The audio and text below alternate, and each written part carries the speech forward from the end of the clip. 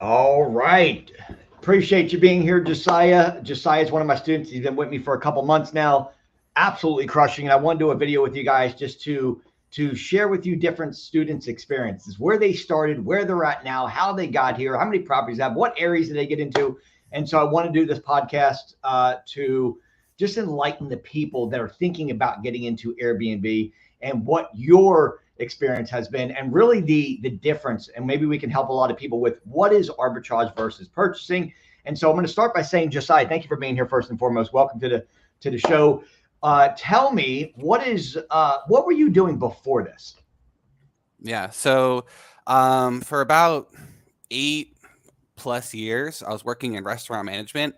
And I really enjoyed leading teams and organizing and planning and the customer experience and hospitality and everything like that. But the restaurant industry itself, it wasn't for me. Like the hours being on the location, working with the people directly, it just, and the pay was, not great. So I moved out of there trying to look for more like traditional 9 to 5, thinking maybe that would be a little bit more satisfying for me. And, I could make a little bit more money and it could be a little bit, better work-life balance. And so, I went back to school and tried to get that whole thing, found a good job. And I was doing it, and like I'm the lowest tier now because I started in a new industry, and it's just like having managers and like having all these, like, doing this work that doesn't matter to me at all. It's just so unfulfilling, not being in that leadership position, which I wasn't before. It's not fun, it's Right. not something I enjoy doing. It's not something that like gives me fulfillment, and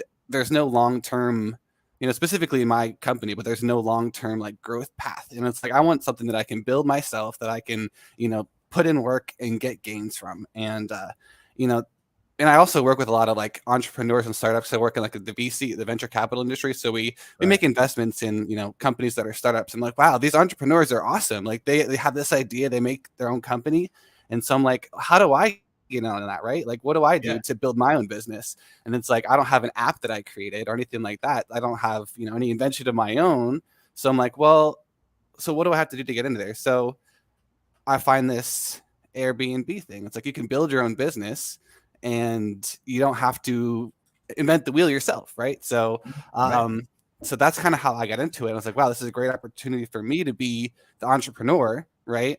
And be able to put work in and then directly see the benefits and know that that's something that I built and that I created, for lasting wealth and for, you know, um, continuing returns essentially. So now I am building my business. I have my LLC, I have, my bank accounts, I have it all set up. So it's now I have a business that I'm creating. I'm not just working that 9 to 5 grind for someone to build their business, right? Like I'm doing Right. it for me, not for them.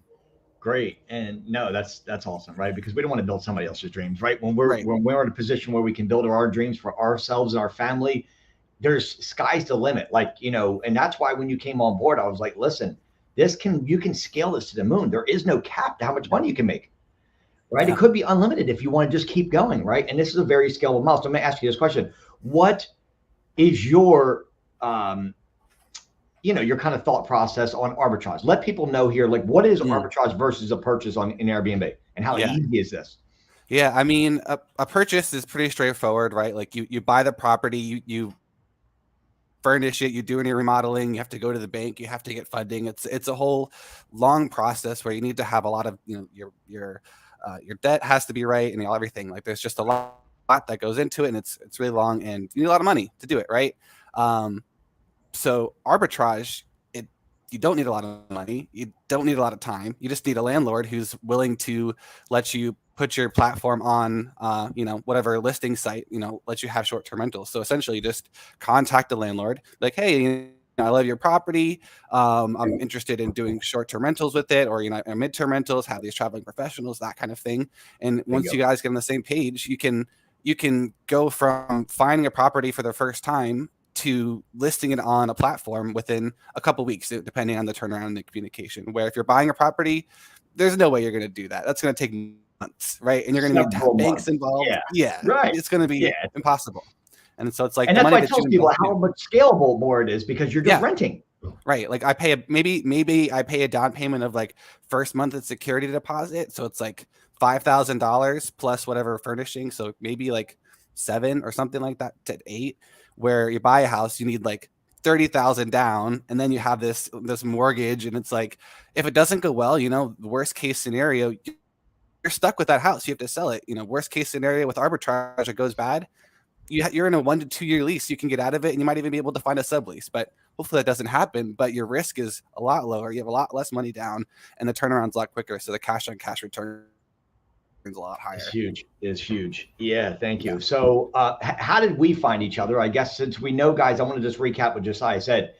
Arbitrage is a simple way. It's a fancy word of let's go to a landlord who's renting their property already. They're in pain. They haven't been able to rent to a traditional tenant for a couple months. We go to them and say, hey, listen, we're interested in putting your property on Airbnb. Now, we won't use those terms. I'm going to give you the technical terms and tell you why it's important that we say that we are a corporate leasing company. We have travel nurses, doctors, chiropractors, business professionals, because we don't want to pitch Airbnb. Airbnb is the most well-known short-term rental platform, but it's also in the news everywhere and on the media where people have died in them, right? We have kids that ate fentanyl, unfortunately. And so it gets the negative stigma in landlord's mind. And so we don't ever pitch Airbnb up front. We want to take it from a position of corporate leasing. Now, ultimately, they are going to sign a one-page document. It's called a lease addendum, which essentially says that, hey, you're allowing us to put it on Airbnb. But we don't want to say that up front. Pitch it as a corporate lease. Right. And then boom, we're just going to landlords. This is a very scalable model. Every 45 days is what I'm teaching so that we can get another property, because most people do this as a hobby. And if you just Google it, the average Airbnb host has 1.2 properties. They do it like, if you're going to look for a hobby, just go play pool, right? But you want to do this as a business, you're going to need multiple properties. We're not buying, we're just renting. So how did you find me, by the way? How was it that we got connected? Honestly, I've been trying to think about it. I think there was an ad or something that came up, but I'm like, this guy, Investor Mike, and there was like a short video where you kind of give a pitch about what you did. I'm like, yeah, I'll check it out. There was a free session that you were hosting. So I just came in and listened to what you had to say, and I'm like, yeah, like that makes a lot of sense, because I had tried to do it by myself. Honestly, I've been watching other YouTube streamers and that kind of thing, and it's like, oh yeah, Airbnb Arbitrage, and so I'd actually gone to a couple of different locations and talked to landlords in person, and neither of them worked out. I went to 2. And then you come up with like, hey, you don't have to go to this. You can do this whole other way where, you can just get the landlord to agree before you even go out there. And so I was wasting all this time and, and didn't have any, nothing came from it. Right. The landlord didn't even know about what I was trying to pitch before I approached them. So the way that you presented it was a lot different than anything that I had seen before, and a lot quicker and a lot kind of better to be able to sign the deal and get the landlord to be on the same page with you. And so after that session, I signed up, and since then I have 3 properties now, and it's been, I guess, September, so it could have been a little bit faster. Yeah.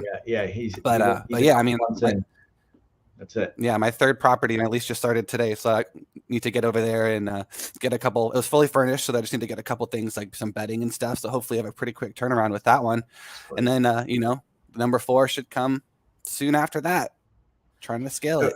Yeah, you kind of answered the question as to, look, you tried it yourself, and for whatever reason you didn't know the pitch, or you're doing what they call driving for dollars, which is where you look for signs. You just go to reach out to landlords, and you get out there and you try to pitch as an Airbnb, and it's just not the way. What I teach is a completely different method, where you guys don't have to get on the phone with landlords and pitch the deal. And also, I will help you get free rent on the front end for the first month, and I'm helping you find furnished properties. Now, in Josiah's case, he had a property that looks so good revenue-wise, where sometimes it makes sense if we can find a property that's not furnished, but the profit is so good that it's like, it just makes sense. But generally, I'm going to help you find a furnished property, and I'm going to negotiate that 4 to 8 weeks of free rent for you on the front end, so that your expense, like he was saying, 7 to 8, that's on a furnished property, that's on an unfurnished property, and paying the first month up front, where a typical student comes in and usually is less than a few thousand, 3,000 to 4,000 to get all in and have a coach. But what has your experience been so far up to this point in the last, say, 3 or 4 months? What are you at? 4 months, and you got 3 properties already. Yeah, like working with you, I mean, it's been great. I wouldn't be, there's like no question in my mind that I wouldn't be where I am if I had been part of this, this group. Essentially, like, you know, you're there as the extra support, like you're the industry knowledge. So landlord can, you know, me coming in, this is my talking my first, second, third property. They want to see someone with years of an, you know, established company. It's like, I don't have that, right? But I am part of this group. I do have this connection. I have you on the call where it's like, yeah, I've been doing this forever. And so you get the instant credibility that I wouldn't have on my own. So that's a huge thing. But then also all the support from all the other members of the group. So like if I have an issue with a listing or whatever, you know, guest has an issue, I can just put it in there, and odds are someone has had the similar issue, or if they haven't, they have, you know, some kind of opinion. So it's always much easier to talk through whatever issues you have than just kind of being by yourself and sitting here being like, oh my God, what am I going to do? What am I going to do? This is a terrible situation. You can throw it out in the WhatsApp and be like, hey guys, this is what's going on. Like today I had an issue with my calendar wasn't syncing right, and I put it out there, and you responded immediately. Another another student responded, and I was able to, you know, be more comfortable in my decision because I had some validation from everybody else, as opposed to just me sitting here be like, what should I do, you know? Right. Yeah, no, definitely the community is very important. I feel like I've built the most powerful and unbelievable Airbnb community that's out there. We really appreciate you being on board, man. You're crushing it. You're doing really good. And I will ask you this in terms of where you're at right now. What have you done so that way the people are listening? What is the simplest way you can break down over the next 60 seconds of how you work with me and how you were able to get your first property? What was that process look? What did it look like for you? How did you get your first property under 38? What did you do? Essentially, I just went on Zillow and did a search for properties that had been listed for 30 plus days. So the landlord had that pain point where they wanted to get it out. I looked for properties that were furnished, and you can also look in certain areas that are, you know, statistically proven to be a better market, right? And then from there, you just go on Zillow and send a message to the landlords and be like, hey, you know, I like your property. I'm really interested. You know, this is what I do. There's a little spiel you can give. And then you send a message, and then they'll get back to you. And once they get back to you, you can just look at their property on another platform called AirDNA, which will essentially project out the revenue you would get from hosting short-term rentals on that property. And if the profit to rent and other expenses makes sense, it's about $1,500 on average per month, then you can, you know, tell the landlord, hey, I'm interested in your property, and, you know, start negotiations from there. So you send out, you know, 20 of those scripts a day, then you're probably going to get 5 to 10, you know, landlords getting back to you and be like, hey, I'm interested, or hey, I'm not interested. But, you know, you can get that going in like a couple of days easily, and then have a property within a week. And how much money have you spent on marketing so far for your company in terms of I haven't, I mean, ads? I haven't done any marketing. Like I don't have, you know, Instagram. I could have Instagram. I guess I've taken pictures just to list the property, but it's not like I have, you know, I don't have ads. I don't have anything like that. You know, it's just, you know, SEO optimization, which you help with. You log in and make sure, look at the names and the title and everything, and, you know, picture organization, cover photo placement, that kind of thing, to make sure the property, you know, looks the best for any potential, you know, guest that's going to be staying there. Now you happen to have decent credit. In your case, you have decent credit, but what do you think would happen if somebody's listening to this and they're like, look, I've got a 600 credit score. Would they still be able to do this? Yeah, I mean, essentially, it's not your credit that you're using. You create a business, like you establish an LLC, and that's the number that you're going to be giving for background check.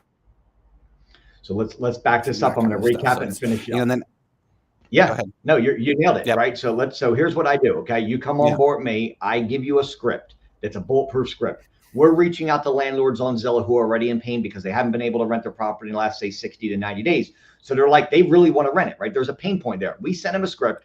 They come back and they say, hey, let's talk. Then what I do is I get on the phone with you, landlord, and myself, and we start the negotiation process where we're talking about free rent. We're talking about, you know, maybe some concessions on, you know, on the deposit, right? It's already a furnished property, so you have no expenses there. And then from there, we're going to get the property listed. You're going to send me the link. When you get it listed on Airbnb, I'm going to make sure I do the SEO for the title, description, help you with the pictures, make sure in the right order, the captions are there. And then quickly, you are starting to start getting booked. Usually within 48 hours after I do the SEO on it, you're getting bookings already. So, but what business do you know? And I don't know any. And I tried a lot of different stuff back in the day, but I don't know any businesses that you can get into and spend zero money on marketing. Like zero. Yeah, no, I mean, yeah, no, I've actually talked to other, like I was looking into different franchises and stuff like that. And it's like, I was looking at a real estate one, and half of your budget is just, you know, marketing, that kind of thing, like commercials that, you know, it's like, you need to do this to be able to find clients. Like all we need to do is make it look good, because the clients are already on the platform. It's like, that's where they go. And so as long as we stand out, you know, then they choose us, right? We're on VRBO, we're on Airbnb, we're on bookings.com, we're on Furnish Finder, and they are a marketing platform. So people are going there, like you said, anyway. And now we make our property stand out from everybody else, which is the SEO that I do. And now they go there just like they were going to book a regular vacation. We spend zero money in marketing expenses, no paid traffic. And now you've got a business that you got into with zero marketing. Doesn't matter what your credit score is. Doesn't matter if you have Airbnb experience. Doesn't matter how many properties you have. My job is to get you a property in 30 days or less. And I was able to do that for Josiah and many other students. And now he's already on his third property in 4 months. So he's going to turn around a year from now, have 6, 7, 8 properties, and it's game over, guys. This is we're just renting. We're not buying, you know? So if anybody is interested in getting on board, you guys know how to find me. If you don't, it's Investor Mike on all the platforms, social media, TikTok, Instagram, YouTube. All right, just hit me up, Investor Mike, or just shoot me a text at 904-864-8828. And I'll get you, a quick 10, 15-minute call, no strings attached. And we'll kind of just go through and see, what we can do to help you. I'm positive I've had everything from, people that don't really know how to spell Airbnb to people that have like an entire portfolio already, and they're just looking to increase their occupancy and increase their ADR, their average daily rate. So, but thank you, Josiah, for being here and kind of telling me your story. And any last words on if somebody's looking to get into Airbnb, do you recommend arbitrage or purchase? And any last words on that? And what are your thoughts there? I mean, if you're just looking to get in, arbitrage is the way to go. Like, it's going to be the quickest turnaround. You're going to start making money right away, and you're going to spend a lot less. Like, you could build a portfolio down the line with a combination if you want to, but ultimately arbitrage is how you're going to be making money quick without, spending a lot of time and money on your own. So thank you for having me here, man. Appreciate it. And go out there and crush it. Go get your other property rocking and rolling, and we'll see you inside the program. For sure. Thank you, man. Bye. All right. See you. Thanks. Yep. You're welcome. Thank you.